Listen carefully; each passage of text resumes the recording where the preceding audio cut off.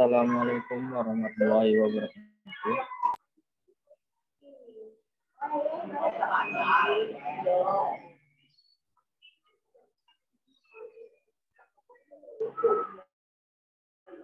Assalamualaikum warahmatullahi wabarakatuh.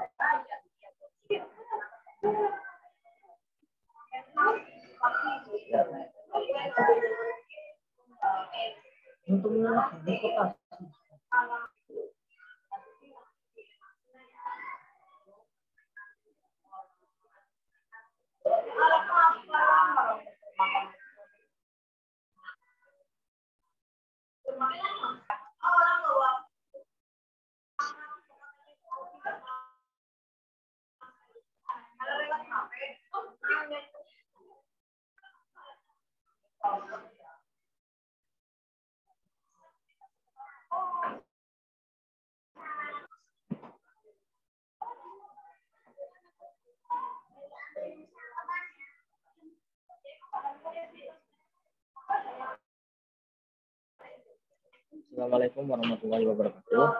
Perkenalkan, saya Muhammad Miswanana. Kami dari kelompok 1 dengan membandingkan air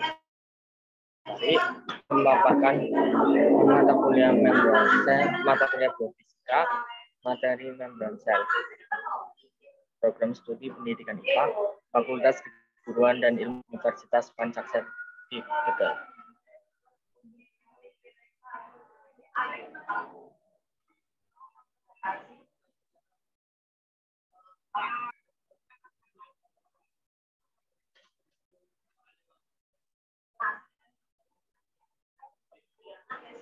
Kelompok 1 beranggotakan Bandingkan Ayu Lestari dengan NKM 18-19-5014 dan saya sendiri Muhammad Miswanana dengan NKM 18-19-5000. Konsep fisika dalam membran. Di dalam membran terdapat konsep fisika, yaitu gaya elektrika. Gaya elektrika adalah gaya yang dikeluarkan oleh badan listrik statik terhadap objek bermuatan yang lain. Gaya ini disebabkan oleh tarik-menarik antara muatan positif dan muatan negatif nukleotida di setiap molekul. Gaya elektrostatik pada membran terjadi pada replikasi DNA. Struktur membran sel. Sel merupakan transformasi jadi sel di mana tempat masuk dan keluarnya zat-zat yang dibutuhkan dan tidak dibutuhkan oleh sel. Struktur membran sendiri memiliki yaitu dua lapis lipid atau lipid layer. Yang kedua tersusun atas molekul-molekul protein, lapisan senyawa lemak atau fosfolipid, air, karbohidrat, kolesterol. Yang ketiga memiliki permeabilitas tertentu sehingga tidak membuat semua molekul dapat melalui membran sel. Berikut adalah gambar. Sifat membran plasma sendiri yaitu yang pertama selektif, yaitu tidak semua bisa melalui membran. Yang kedua sifat fluiditas membran. Yang ketiga dinamis. Yang keempat membran hemosaik. Yang kelima asimetris. Selanjutnya adalah konsep transport membran. Konsep transport membran terbagi menjadi dua. Yang pertama ada transport aktif dan yang kedua ada transport pasif. Transport aktif merupakan pergerakan senyawa menembus membran konsentrasi rendah ke daerah berkonsentrasi tinggi. Atau dalam kata lain itu melawan gradien konsentrasi. Pada transport aktif diperlukan energi terutama pada adenosine trifosfat atau ATP.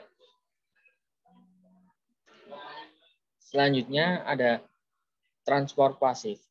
Transport pasif yaitu gerakan suatu saat perbedaan dengan kontraksi di dalam sel dan di luar sel dan tidak memerlukan energi. Ada beberapa contoh dari transport pasif. Yang pertama adalah difusi. Difusi adalah perpindahan substansi tertentu dari konsentrasi tinggi ke konsentrasi yang lebih rendah. Proses pasif di mana tidak adanya energi ATP untuk lanjutannya. Jenis-jenis difusi. Yang pertama, difusi sederhana atau bebas. Pada difusi sederhana, molekul bergerak gradien konsentrasi. Pada difusi bebas, saat berdifusi langsung atau bebas tanpa memerlukan protein atau carrier pembawa. Yang kedua ada difusi terfasilitasi. Difusi sama dengan difusi bebas. Dalam hal adanya perbedaan konsentrasi dan dalam prosesnya tidak memerlukan energi. Namun pada proses difusi di mana gerakan senyawa melewati membran karena adanya protein karier amil pada membran. Berikut adalah gambar konsep difusi pada membran. Pada gambar pertama, ion masuk ke dalam sel ketika konsentrasi larutan di luar sel lebih besar daripada di dalam sel. Pada gambar kedua, ion keluar dari dalam sel ketika konsentrasi luar sel lebih kecil daripada dalam sel. Selanjutnya ada osmosis. Osmosis adalah proses keluar masuknya air melalui membran bersifat selektif permeable dari bagian yang lebih encer ke bagian yang lebih pekat atau kental, dari bagian yang berkonsentrasi pelarut rendah atau hipotonis ke konsentrasi tinggi. Konsep osmosis pada membran.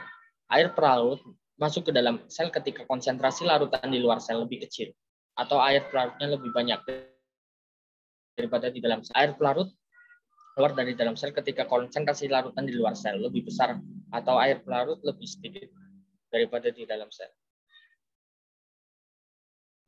Prinsip kerja tekanan osmotik pada membran. Tekanan osmotik adalah tekanan hidrostatik yang terbentuk dalam larutan yang lebih pekat saat osmosis. Tekanan osmotik inilah yang akan mempertahankan keseimbangan osmotik antara suatu larutan dan pelarut murninya yang dipisahkan oleh membran semi permeable. Terima kasih.